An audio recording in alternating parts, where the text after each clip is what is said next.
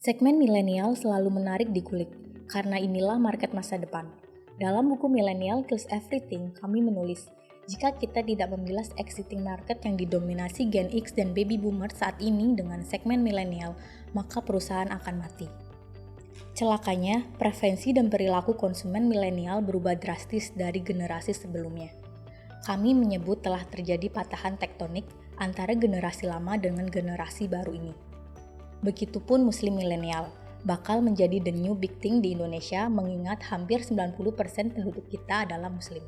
Kami membagi pergeseran besar pasar muslim milenial pasca pandemi ke dalam 5 kelompok besar.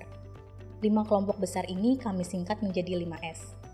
5S tersebut adalah spiritual, safety, screen, self-expression, dan sosial. Pertama, spiritual, pandemic is the great corrector. Kaum muslim menyikapi bencana COVID-19 sebagai bentuk hukuman yang diberikan oleh Tuhan kepada umat manusia karena dosa dan perbuatan yang telah dilakukan selama ini. Karena itu, pandemi justru mempertebal keimanan kaum muslim dengan melakukan koreksi fundamental dalam menjalani hidup di dunia. Bagi kaum muslim, pandemi merupakan momentum untuk meluruskan kembali seluruh aspek kehidupannya, agar patuh dan selaras dengan nilai-nilai Islam. Bencana pandemi bukan menjauhkan, tetapi justru semakin mendekatkan kaum muslim milenial kepada Tuhan. Kedua, safety security, the rise of halalan toyiban. Pandemi semakin menyadarkan kaum muslim milenial akan pentingnya menjaga kehalalan dan kebaikan atau toyiban. Karena musabab datangnya bencana ini adalah kelalaian akan prinsip halalan toyiban. Pandemi membuat masyarakat peduli terhadap informasi kehalalan suatu produk. Halal di sini tidak hanya disematkan pada produk makanan semata. Dalam Islam dikenal konsep halalan toyiban, yang artinya diperbolehkan agama dan memberikan manfaat baik. Label halal menjadi kian penting.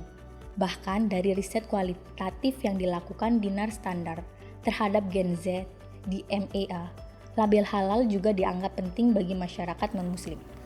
Alasannya yaitu label halal diasosiasikan dengan persepsi sehat. Ketiga, screen, digitalization of life.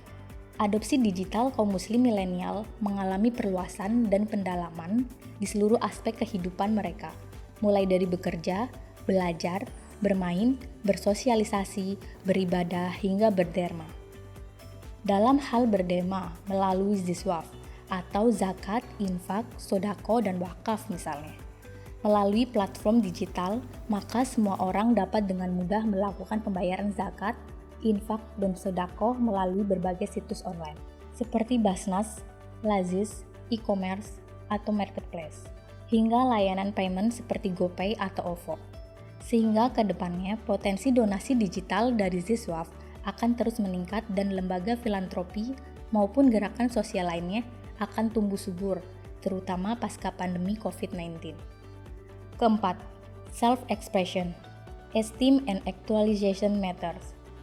Pandemi tidak akan memupuskan keinginan muslim milenial untuk mengembangkan self-actualization, esteem, dan leisure. Mereka akan berinovasi dan beradaptasi untuk mewujudkannya. They are still fun generation. Keinginan untuk terus menikmati leisure ini akan mendorong kian maraknya konsep wisata halal pasca pandemi. Pandemi COVID-19 menjadi kesempatan untuk membangkitkan pariwisata halal. Pasalnya, tuntutan yang muncul terhadap pariwisata selama masa pandemi sejalan dengan konsep pariwisata halal. Kelima, sosial, the empathic generation. Serangkaian krisis, ada ekonomi, teknologi, dan kesehatan yang dihadapi muslim milenial di sepanjang hidup telah mendorong mereka untuk welas asih, berempati, dan peduli ke saudara-saudara yang ditimpa musibah. The Golden Age of Ziswaf. Pandemi COVID-19 telah menciptakan masyarakat baru yang penuh empati. Terlihat dari begitu banyaknya aksi simpatik dari seluruh anggota masyarakat, khususnya milenial muslim, untuk memberikan donasi dan penggalangan dana bagi masyarakat yang terkena dampak COVID-19. Data dari Google menyebutkan, pencarian kata kunci menyumbangkan naik hingga 150%.